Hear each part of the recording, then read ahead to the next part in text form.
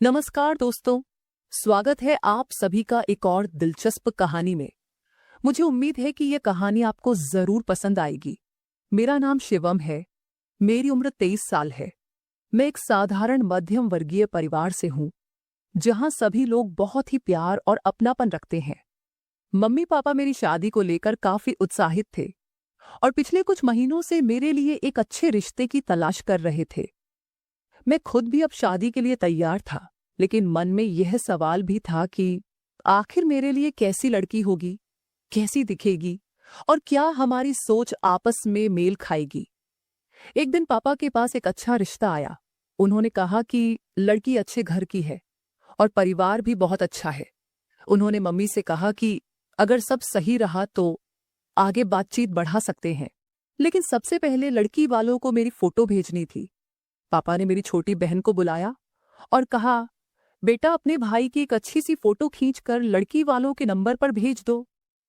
मेरी बहन हमेशा की तरह चंचल अंदाज में बोली, ठीक है पापा, अभी भेज देती हूँ। थोड़ी देर बाद वह मेरे कमरे में आई और चहकते हुए बोली, भैया जल्दी से खड़े हो जाओ, मैं तुम्हारी फोटो खींचकर लड़की वालों को भेज दूंगी। मैं हंसते हुए बोला, अभी रुको, पहले मैं अच्छे कपड़े पहन लूं। मैंने अपनी अलमारी खोली और सबसे अच्छी शर्ट और पैंट निकालकर पहन ली।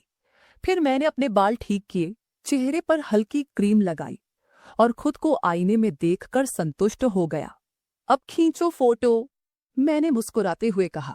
मेरी बहन ने मोबाइल उठाया और कई एंगल से मेरी तस्वीरें खींची। फिर उसने उनमें से कुछ अच्छी तस्वीरें चुनी, थोड़ा एडिट किया और लड़की वालों को भेज दिया। मैं थोड़ी उत्सुकता में था कि आखिर लड़की कैसी होगी। कुछ ही देर बाद मेरी बहन भागते हुए फिर से मेरे कमरे में आई। उसके चेहरे पर हल्की शरारत थी। उसने कहा, भैया लड़की की फोटो मेरे नंबर पर आ गई है। ये सुनकर मेरी खुशी का ठिकाना नहीं रहा। मैं उत्साहित होकर बोला, जल्दी से मुझे भी दिखाओ। लेकिन वह मुस्कुराते हुए बोली, नहीं भैया, पहले मैं पापा और मम्मी को दिखाऊंगी, फिर आपको दिखाऊंगी। मैंने उसे हल्के मजाक में कहा, ऐसा नहीं चलेगा। जब तक तुम मुझे नहीं दिखाओगी तब तक मैं तुम्हें कमरे से जाने नहीं दूंगा। वह जाने की जिद करने लगी, लेकिन मैंने उसे मजाक में रोक लिया। उसने कहा, भैया आप इस तरह जबरदस्ती नहीं कर सकते। मैं हंसकर बोला, अरे मैं तुम्हारा बड़ा भाई हूं, तुम्हें मेरी बात माननी पड़ेगी। वह फिर भी जाने की कोशिश करने लगी, लेकिन मैं हल्के फुल्के मजाक में उसे रोकने लगा। इसी दौरान जब मैं फोन लेने की कोशिश कर रहा था तो गलती से उसका दुपट्टा हल्का खींच गया। जैसे ही उसे एहसास हुआ, वह थोड़ा असहज हो गई और बोली, भैया ध्यान रखा करो। मैंने तुरंत कहा, सॉरी, मेरी गलती थी, मैंने जानबूझकर कुछ नहीं किया। वह मुस्कुराकर बोली, कोई बात नहीं, लेकिन अब तो फोटो दिखा दो। उसने लंबी सांस ली और मुस्कुराते हुए फोन मेरे हाथ में दे दिया। जैसे ही मैंने लड़की की तस्वीर देखी, मैं हैरान रह गया। वह सच में बहुत सुंदर थी। उसकी बड़ी बड़ी आंखें, गुलाबी होंठ और मासूम सा चेहरा देखकर मैं कुछ पल के लिए खो सा गया। मैंने मुस्कुराते हुए कहा, यह तो सच में बहुत खूबसूरत है। मेरी बहन हंसते हुए बोली, भैया बस भी करो, मैं आपकी बहन हूं, कुछ तो शर्म करो। मैंने मजाक में कहा, अब यह फोटो मेरे फोन में फॉरवर्ड कर सकती हो क्या?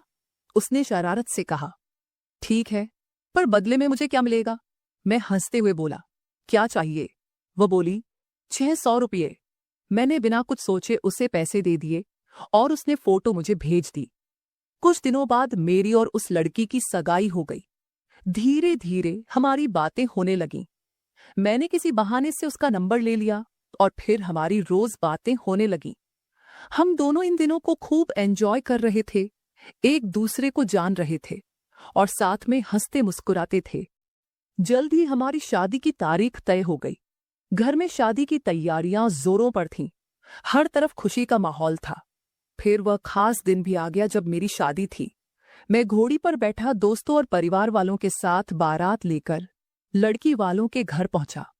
जैसे ही मंडप में पहुंचा, मेरी नजर मेरी दुल्हन पर पड़ी। वह लाल जोड़े में बेहद खूबसूरत लग रही थी। उसकी आंखों में हल्की सी झिझक और मुस्कान दोनों थे। शादी की सभी रस्में खुशी खुशी पूरी हुईं और आखिरकार मैं उसे अपने घर ले आया।